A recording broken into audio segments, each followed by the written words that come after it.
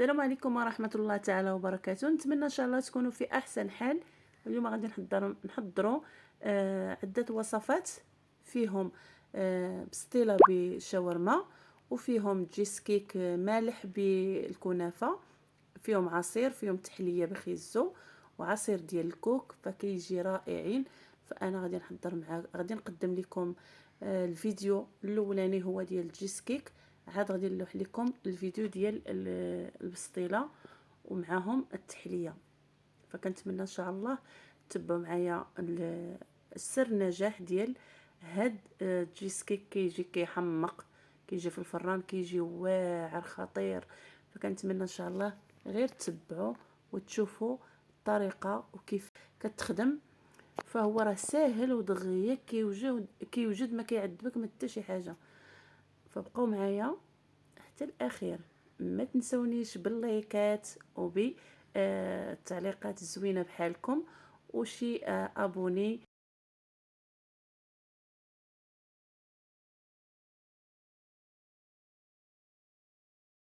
غادي ندوزو البنات دابا المقادير. المهم المقادير فيهم راهم واضحين، وغادي نذكرهم لك وحنا كنخدموا، وغنذكر لكم المقادير. غادي نحتاجو 400 غرام ديال البسكوي اللي كناخذوه وكنطحنوه في الهاشوار مزيان، وكناخذوا علبه ديال الجبلي وعلبه ديال الماسكربون. الا ما كانش، الا ما توفرش لكم ماسكربون، فديروا 2 علب ديال الجبلي، يعني 200 غرام 200 غرام. وغادي نديرو غادي نشدو البسكوي، غادي نديرو ليه الزبده نوازيط 200 غرام 200 غرام ديال الزبده نوازيط. كتشدوها ماشي 200 غرام انها زبده نوازيط، لا، كتاخدي العبار ديال الزبده العاديه وكتذوبيها، وكتشديها. ولكن راه ما حيت حنا راه محتاجينها ديك الكنافه. الزبده غادي نديرو القياس، والنص الاخر غادي نديروه في الكنافه اللي غادي نديروها مع الجيس كيك مالح، لانه هاد الجيس كيك غنديروه بالكنافه. كيجي رائع، كيجي خطير البنات، ما نكذبش عليكم والله العظيم، حيت حنا ذقناه جا واعر فن. كما قلت لكم، الا بغيتوا البسكوي ديالكم ما ياخذش لكم الزبده بزاف، فطحنوه مزيان، طحنوه مزيان وشدوا داك الزبده. ملي تكونوا كتخلطوا فيها، خلطوها في الهاشوار. هنا راه درناه في المول، واخا ما بانش بزاف في الصوره. المهم كديريه في المول وكتبقاي توركي عليه بالمعلقه حتى كيتشد لك في المول. وضروري ديروا ليه داك كارط ديال الفرن باش يكون ساهل. كتبداي ديري ليه بالمعلقه، تضغطي عليه بالمعلقه حتى كيتقاد المول ديالو، يعني تضغطي وديري الشكل اللي بغيتي نتيايا. هذه راها الكنافه ديال الاستاذه ديالنا، كتفرتاتها وكدير ليها الزبده نوازيط. غادي دير ليها الزبده كامله، غادي دهنها كامله بالزبده باش غادي نديروها في الكنافه.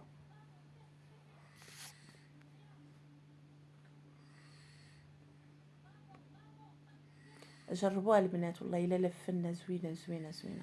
انا عجبتني انايا.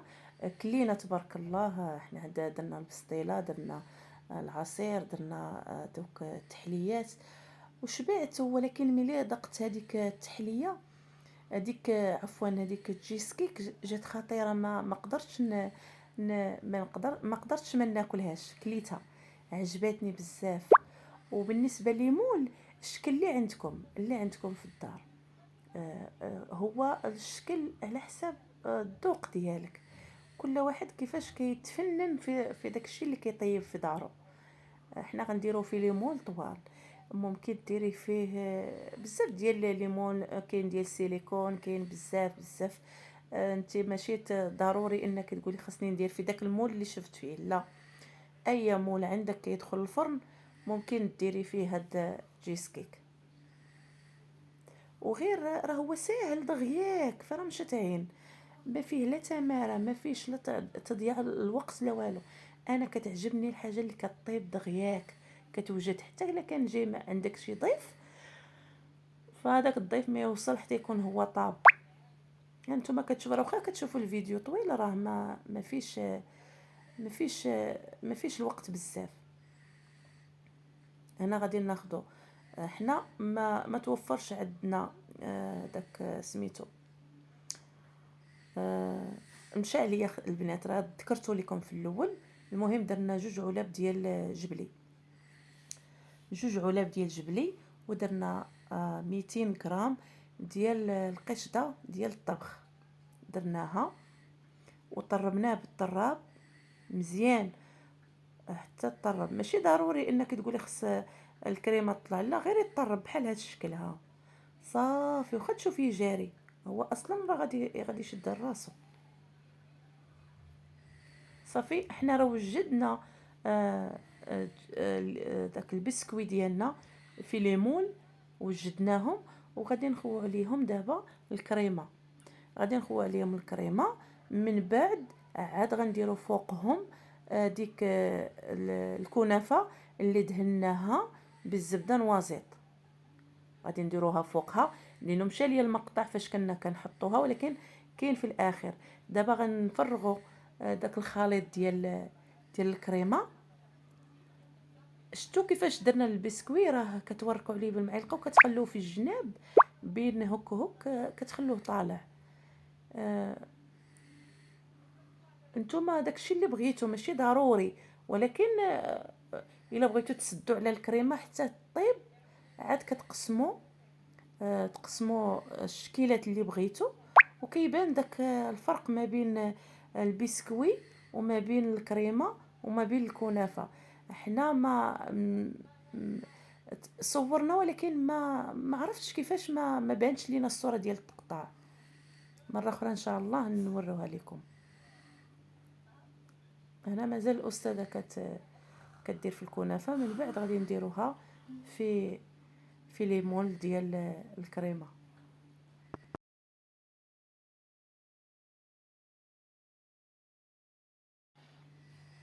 هنا من بعد ما تبسات لينا الكنافه بالزبده نوازيط، كنديروها فوق ديك ليمون. راه كتشوفوا الكريمه لتحت، وعاد غادي نديرو فوقها. ولكن شوفوا البنات، راه ديك الكنافه كتكون بحال السفه، يعني مفروقه بحال هكا، كتبقاو تعطوها الخاطر بشويه حتى كتولي بحال هذا الشكل. وكديروها فوق هاد ليمون، كتدخلوها للفران. شفتوا الكريمه هاي كنوريها لكم بصبعي، كتدخلوها للفران وما تجهدوش العافيه، حيت راه كلشي طيب الا الكنافه. بشويه عليها حتى طيب على خاطرها كنخرجوها. داك بسكوي اللي بقى لينا حرش، حاولنا نزوقوا به الكريمه.